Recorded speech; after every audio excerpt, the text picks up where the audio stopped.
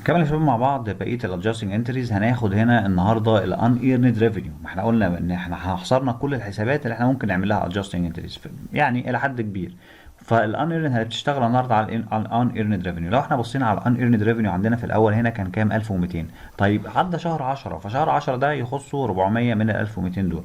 فهنروح نعمل قيد هنا، هنقول الرقم 13 يوم برضو 31 اكتوبر. خلي بالك كل الادجستنج انتري هتلاقيها في اخر الشهر كلها.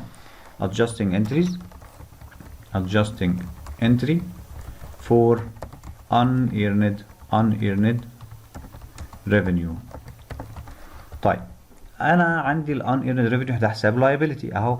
unearned revenue هو ب 1200. انا هجيب هنا كريدت، هجيبه ديبت ب 400. ليه؟ لان في جزء خلص منهم. بص هتحول على طول اوتوماتيك بقى 800. ده اللي انا عايزه. انا عايز اقلله من 1200، اقلل 400 يديني 1000، يديني 800. فهتلاقيه ظهر في الميزان على طول ب 800 اهو. بدل ال 1200 بقى ب 800 اوتوماتيك. فدي الفكره بتاعه الاكسل والامريكان جورنال اللي هي اليوميه الامريكيه. نروح بقى نزود هناك فين؟ في الايرادات كريدت ب 400. لان انا عندي هو حساب ايرادات واحد هو اسمه سيرفيس ريفينيو.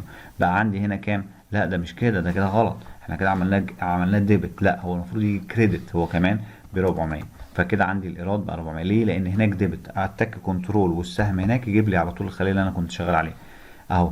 فكان جاي ديبت وكريدت اهي. ديبت ان ايرند ريفينيو وكريدت سيرفيس ريفينيو. هتلاقي عندك الترايل بالانس مفيش حسابات زودناها، فبالتالي هو هتلاقيه مسمع اوتوماتيك. السيرفيس ريفينيو بقت 10 400 والان ايرند ريفينيو بقت 800. ونروح نعلم، ما تنساش تعلم عليها علشان يبقى انت عملت القيد ده خلاص. ممكن يبقى القيود دي حوالي 30 40 حركه، فانت لازم تكون معلم على اللي انت عملته خلاص.